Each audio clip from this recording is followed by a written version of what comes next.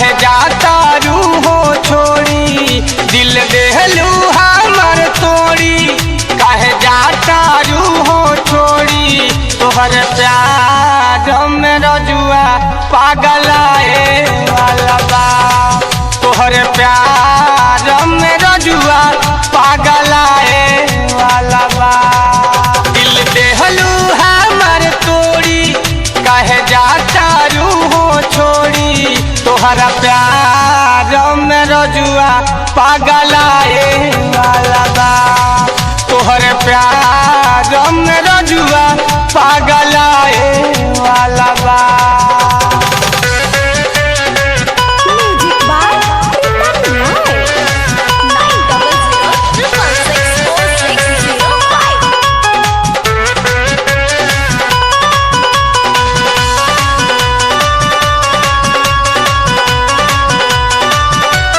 कौना रूपवा पोएताना गुमान करलू, बोलो हमारा पोका तू एहसान करलू।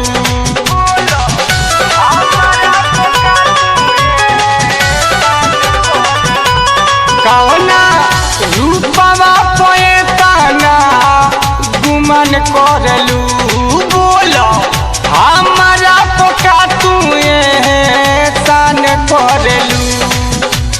छोड़ के हमके